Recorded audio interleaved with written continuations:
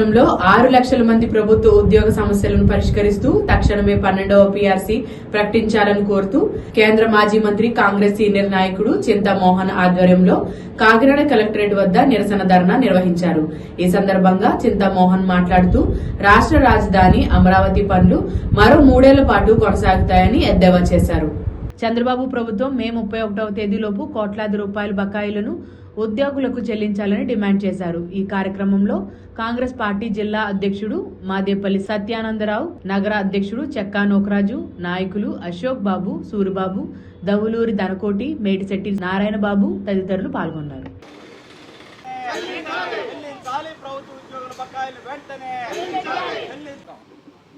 అందరికీ నమస్కారం. ఈరోజు కాకినాడ కలెక్టర్ ఆఫీస్కి రావడానికి కారణం ముఖ్యంగా 3 విషయాలు ప్రస్తావించేదానికి రావడం జరుగుతూ ఉంది. మొదటిది పిఆర్సి. పిఆర్సి అంటే పే రివిజన్ కమిషన్. ఈ పే రివిజన్ కమిషన్ గత 8 సంవత్సరాలుగా పెండింగ్లో ఉంది. ధరలు బాగా పెరిగిపోయినాయి.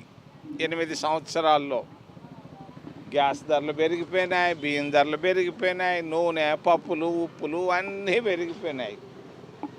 మరి ఉద్యోగస్తుల బిడ్డలు చదువుకోవాలంటే కూడా విద్యా సంస్థల్లో ఫీజులు కూడా ఎక్కువైపోయినాయి, ఇళ్ల బాడుగలు కూడా ఎక్కువైపోయినాయి.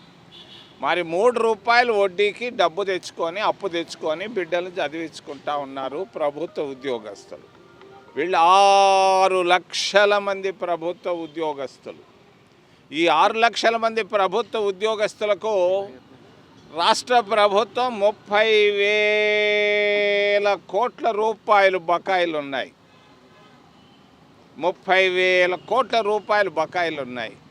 నేను చంద్రబాబు నాయుడు గారికి మరి కాకినాడ కలెక్టర్ ఆఫీస్ నుంచి సూటిగా తెలియజేస్తున్నా, ఈ మే 31వ తారీఖు లోపల ఉద్యోగస్తుల బకాయిలన్నింటినీ చెల్లించాలని మేము కాంగ్రెస్ పార్టీ తరఫున డిమాండ్ చేస్తున్నాం.